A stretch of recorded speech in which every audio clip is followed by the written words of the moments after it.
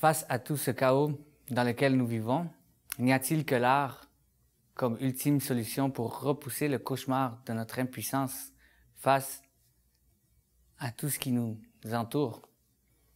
Mais aussi l'art peut nous aider à justement changer beaucoup de choses et beaucoup de façons de penser.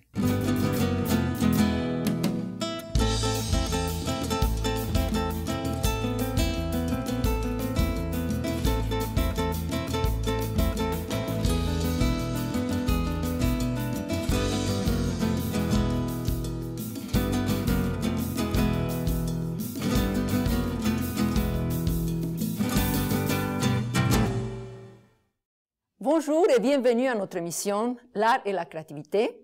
J'ai le grand plaisir de recevoir aujourd'hui notre invité Jason, j'ai bien prononcé? Jensen, si, si. Montalvo, alias autrefois El Pachuco.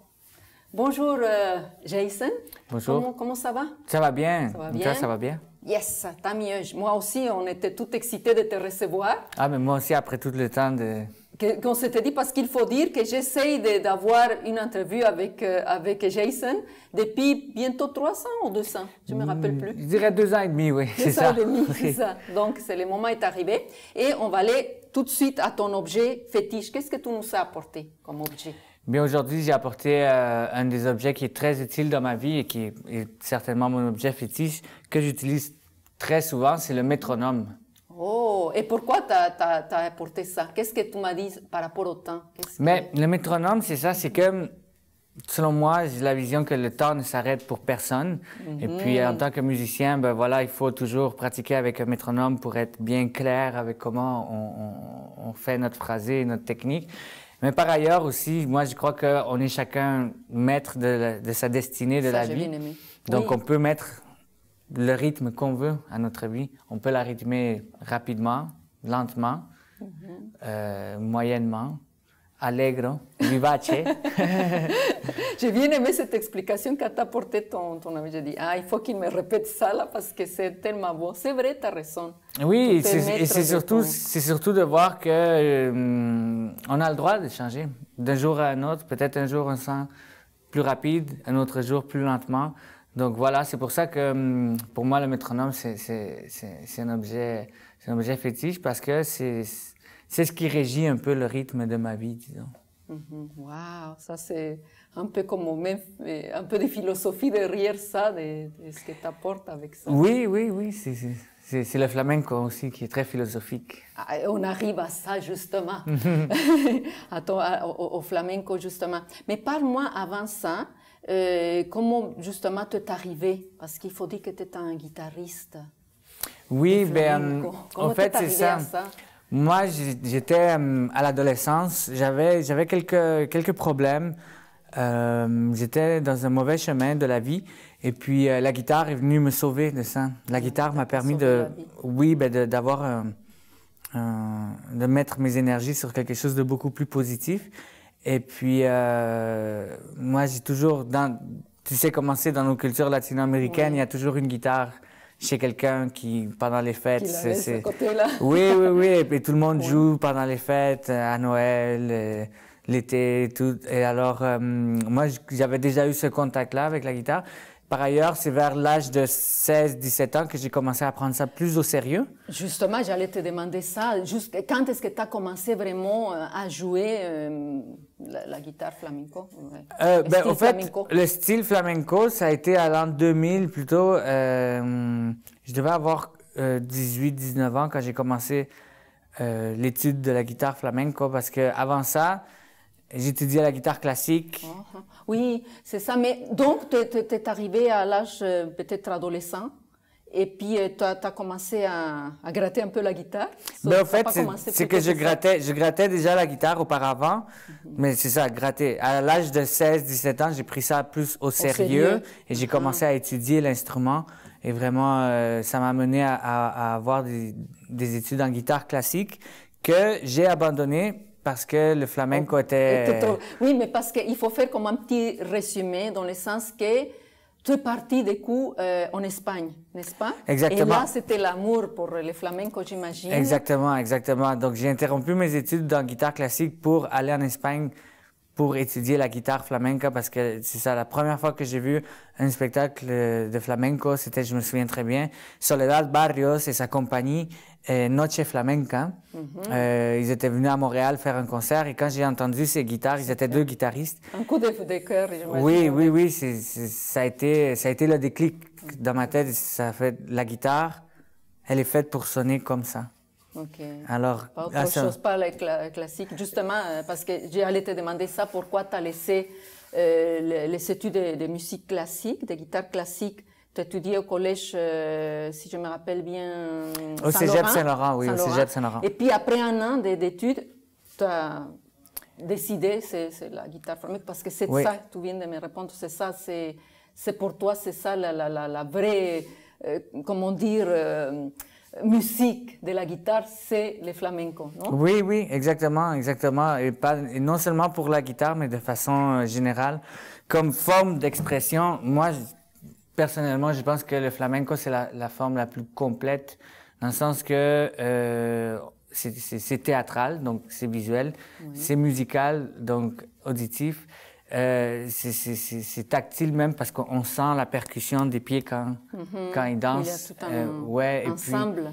C'est ça, et puis ça peut être dramatique comme ça peut être joyeux, comme ça peut être philosophique, comme ça peut être... Donc il y a tout un éventail d'expressions que le flamenco fournit, exactement, et qui dans d'autres formes d'art ne sont pas là. Comme par exemple la musique latine, quand je jouais beaucoup la musique latine, c'est toujours les mêmes thèmes qui reviennent souvent, des amours, les amours malheureux ou bien heureux. Exactement, c'est ça. C'est ça. Alors, le flamenco m'a permis de voir, c'est ça, tout un autre... exploiter d'autres chemins aussi, n'est-ce pas? Et justement, tantôt j'ai parlé, je t'ai présenté Jason Montalvo, mais autrefois on t'appelait, et t'es connu, maintenant tu essayes de changer ça, cette image, mais tu étais connu comme El Pachuco. Exact. Pourquoi El Pachuco? Pourquoi tu as changé justement? Tu m'as un petit peu dit pourquoi. C'est ça, c'est que El Pachuco, Los Pachucos, c'est un mouvement qui prend naissance à Los Angeles, d'où est-ce que moi je suis originaire aussi, je suis né à Los Angeles. Alors, on m'avait donné ce surnom. À cause de mon style vestimentaire. Je m'habillais d'une façon très pachucos, c'est-à-dire... C'est quoi, comment le style? Je sais, mais bon, pour le public ne sait pas. Le style pachuco, c'est par exemple les années 40, les années du swing et du mambo. Alors avec les pantalons très évasés, et très larges, le chapeau avec une plume, comment on appelle ça, los tirantes. Oui, comment dire, les genres de ceintures qui tiennent là, mais bon, évidemment, je ne me rappelle pas, mais c'est ça. Au lieu des ceintures. Et la petite chaîne aussi, les souliers pointus. La chaîne aussi, c'est vrai. Donc c'est ça, j'avais ce style vestimentaire, moi, autrefois. Je sais pas, j'aimais ce style, je m'identifiais à ça à ce moment de ma vie. Et puis, la communauté latino t'appelait... Et la communauté latino m'a donné ce surnom. Voilà. Pachuco. El Pachuco, c'est ça. Et avant ça, on m'appelait El Chino. Et avant ça, on m'appelait El Bicho. Donc ça a toujours... Ça change. Oui. Et maintenant, c'est Jason Montalvo. Jason Montalvo. Et tu m'as expliqué quelque chose aussi. Qu'est-ce que ça veut dire, Jason? C'est ta maman qui t'a donné ce nom. Pourquoi? Au fait, c'est ça. Ce que moi, j'ai eu comme explication, c'est que elle a fait un amalgame des premières lettres de chaque nom de nos ancêtres, grands-parents, arrière-grands-parents, arrière-arrière-grands-parents et tout ça. Ok, c'est bon ça. Et ça donne un nom très original. Oui, c'est très original. Ouais, c'est Jensen. Et puis voilà, surtout dans la communauté latine, c'est pas un nom très latino. Pas du tout. Donc c'est pour ça que j'ai toujours eu des surnoms. Oui, c'est ça. Parce que c'est plus facile. Mais c'est beau parce que ça, c'est ton vrai prénom, Jason. Exact. C'est pas comme mon surnom, mais vraiment.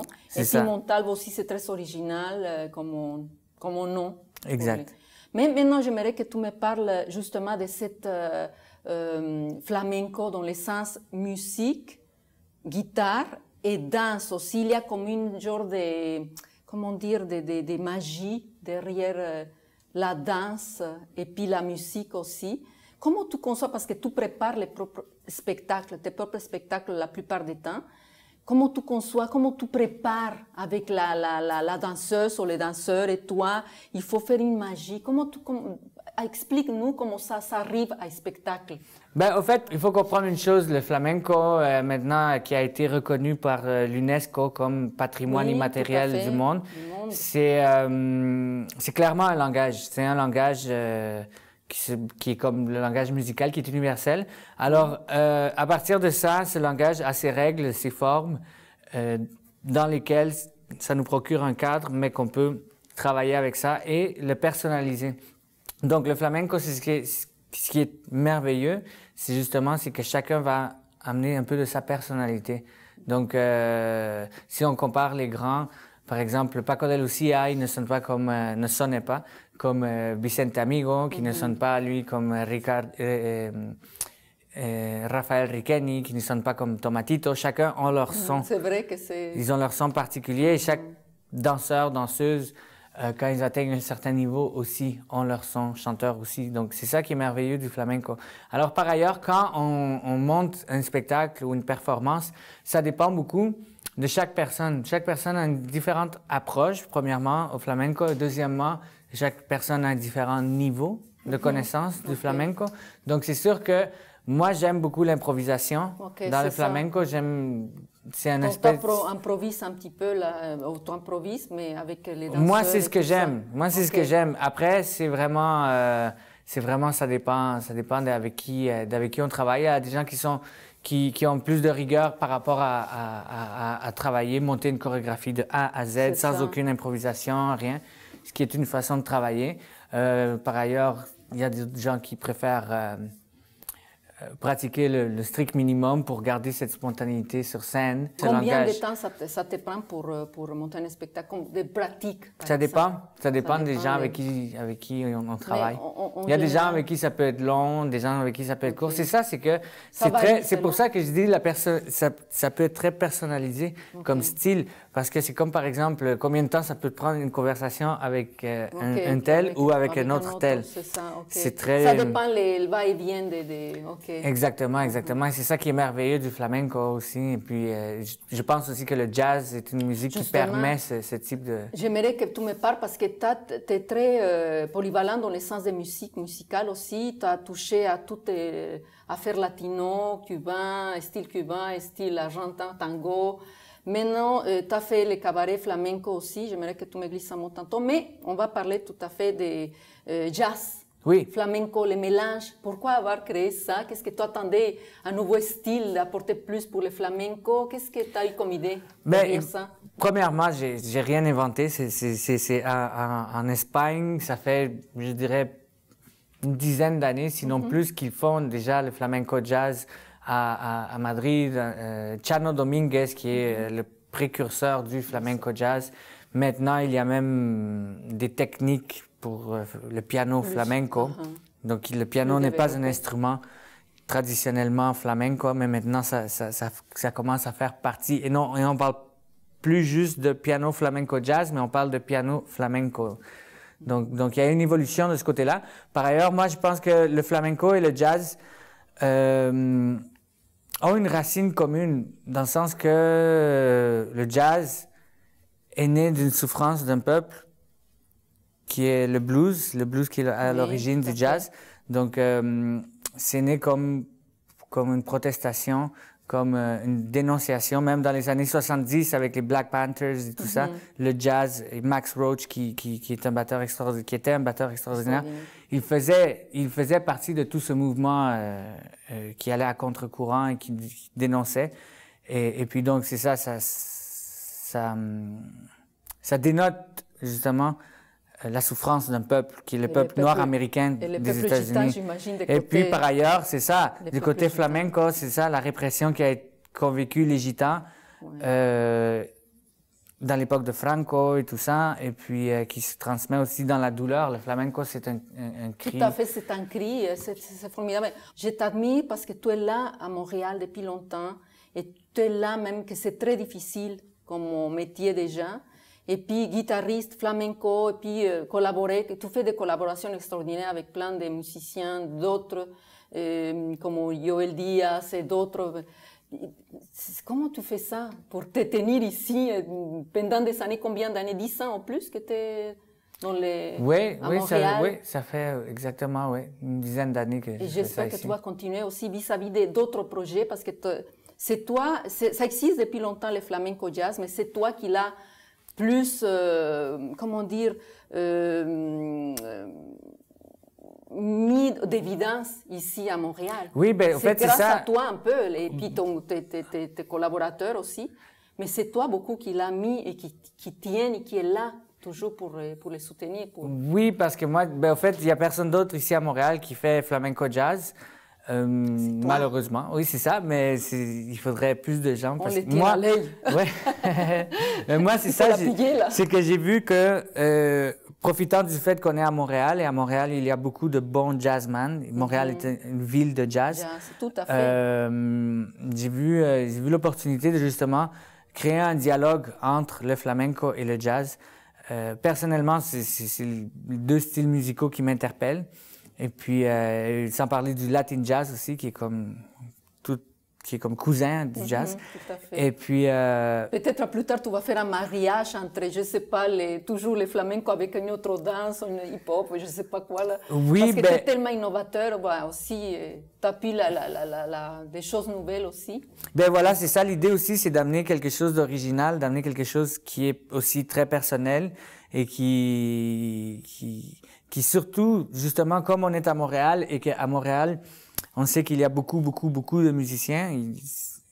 Alors, comment faire à travers de tout ça pour survivre, quoi, c'est d'être original. Il faut, c'est plein de bons musiciens, donc tout le monde est bon ici à Montréal. Tout le monde est bon. Alors, qu'est-ce qui va faire en sorte que c'est toi qui vas se distinguer. Que c'est différent. Que c'est différent, c'est l'originalité. Donc voilà, il faut être original. Même dans la scène flamenco de Montréal, je pense que chacun qui est impliqué dans le flamenco à Montréal est très original. Par exemple, je pense à la compagnie La Otra Orilla, qu'eux, ils ont une approche totalement moderne, contemporaine au flamenco, mais qui aussi est très enracinée dans la tradition. Moi, ma démarche artistique est plutôt vers le jazz et plutôt musicale. Eux, c'est plus la danse. Et sans mentionner aussi Caroline Planté, qui est une des meilleures guitaristes ici à Montréal, qui a une autre approche aussi, qui est très moderne.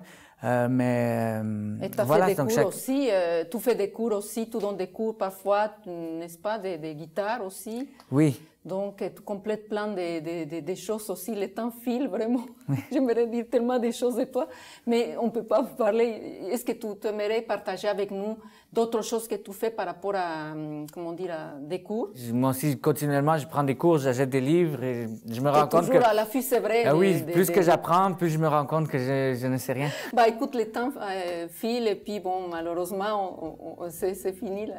Mais on va continuer tantôt après la pause, on va revenir avec quelque chose que tu vas nous présenter. On va laisser comme surprise. Oui. Donc, on vous dit à tantôt.